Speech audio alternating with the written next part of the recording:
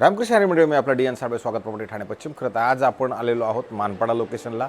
मानपाडा लोकेशनला कालच परवा दिवशी जेथे ठाणा टू बोरवली टनलचं उद्घाटन समारंभ पार पडला माननीय मुख्यमंत्र्यांच्या आधिपत्याखाली. तिथेच एक मुल्लाबाग नावाचं हेच लोकेशन आहे. त्या मुल्लाबागवरनं ठाणा टू बोरवली टनलचं काम चालू झालेलं आहे आणि त्याच ठिकाणी हा एक निळकंठ ग्रीन नावाचं खूप सुंदर आणि चांगल्या पद्धतीचं एक कॉम्प्लेक्स आहे, जे साधारणतः 14 ते 15 वर्ष जुनं असणारं कॉम्प्लेक्स आहे, जिथे स्विमिंग पूल, क्लब हाऊस, जिम त्या सगळ्या ॲम्बिएंट्स खूप सुंदर आणि चांगल्या पद्धतीच्या असणार आहेत. आणि जर पार्किंगचं जर बघितलं तर पोडियमची कार पार्किंग आपल्याला एक ह्या कॉम्प्लेक्समध्ये नक्की चांगल्या पद्धतीची मिळणार आहे. अशाच ठिकाणी हा 776 म्हणजे 775 कार्पेटचा हा 2.5 BHKचा फ्लॅट आहे. तोच खरं फ्लॅट मी दाखवतोय. फ्लॅट खूप सुंदर आणि चांगल्या पद्धतीचं आहे. आपण जे फ्लॅटमध्ये फर्निचर बघणार आहोत ते फर्निचर खरं तर जे काढून घेता येईल ते काढून घेऊन जातील.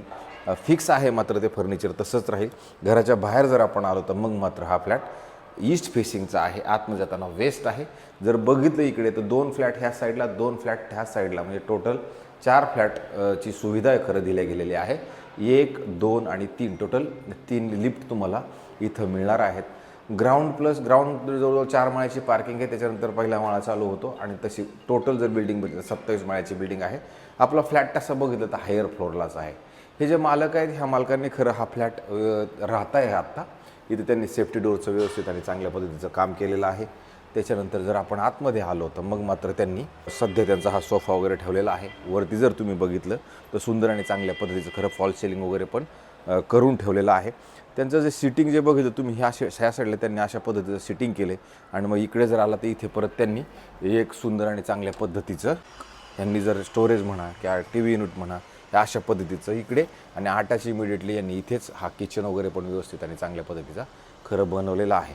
नंतर जर आपण इकडे आलो तर इथे तुम्ही बघू शकता हा एक मोठा सोफा आहे, हा एक मोठा सोफा आहे. इकडे जर आपण आलो तर मग मात्र सुंदर आणि चांगल्या पद्धतीचा खरं व्ह्यू असणार आहे.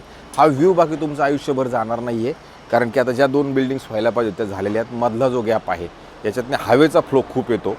त्याच्यामुळे पश्चिम दिशा असल्या कारणानं तुम्हाला हवा ह्या घरामध्ये मात्र खूप चांगल्या पद्धतीची जाणवणार आहेत. आता हे जे लोक आहेत ह्या लोकांनी ऑलरेडी इथे ही जी स्टँडिंग बाल्कनी आहे या स्टँडिंग बाल्कनीमध्ये सगळं गार्डनिंगचं थोडक्यात झाडं वगैरे सगळं लावून ठेवलेले आहेत. तुम्हाला झाडं हवे तर ठेवा, अदरवाईज तुम्हाला असं वाटतं की नाही मला झाडं नको आहेत तर तुम्ही ते न करता पण जर केलं तरी काय अडचण नाही. फ्लॅटमध्ये तसं जर बघितलं तर AC वगैरे सगळं फर्निचर सगळे चांगल्या पद्धतीचं बनवले गेलेलं असणार आहे. इकडे जर आपण आलो तर इथे तुम्हाला बघू शकता किचन बनवले आहे. किचनला मॉड्युलर वगैरे सगळं चांगल्या पद्धतीनं आणि गॅसची पाईपलाईन वगैरे सगळं आलेलं आहे. इकडे जर आला तर इथे तुम्ही बघितलं तर इथे त्यांनी डिशवॉशर अधिक वॉशिंग मशीन पण ह्या साईडला ऑलरेडी लावलेला आहे. हा ड्राय बाल्कनीचा स्पेस त्यांनी त्या पद्धतीनं वापरून घेतलेला आहे. इकडं तुम्ही किचन बघू शकता. एवढं मोठं आणि चांगल्या पद्धतीचं किचन आहे जे तुमचं मॉड्युलर वगैरे ह्या साईडला पण कव्हर केलेलं आहे. इथे त्यांना फ्रीजची जागा आहे आणि ह्या मंडळींनी मात्र TV इकडे ह्या साईडला लावलेली आहे. इथे जर तुम्ही बघितलं तर Mitsubishi कंपनीची एक AC पण इथं लावलेली ऑलरेडी तुम्हाला दिसणार आहे. फॉल सिलिंगचं पण काम त्यांनी व्यवस्थित आणि चांगल्या पद्धतीचं खरं केलेलं असणार आहे. नंतर ज्यावेळेला आपण पुढे येतो, पुढे आल्यानंतर तुम्ही जर आलात तर इमिडिएटली तुम्हाला इथे एक खूप चांगलं मोठं आणि चांगल्या पद्धतीचं वॉशरूम, बाथरूम, टॉयलेट तुम्हाला इकडं मिळतं, जे तुम्हाला हेही अगदी मोठं आणि चांगलं नक्की मिळतं. अशा पद्धतीचं खरं ह्या साईडला तुमचं कॉमन वॉशरूम, बाथरूम, टॉयलेट असणार आहे. नंतर जर तुम्ही मधला पॅसेज बघितला पुढे आल्यानंतर तुम्हाला इमिडिएटली परत एक जो हाफ बेडरूम आपण म्हणतो हा मोठ्या साईजचा आहे.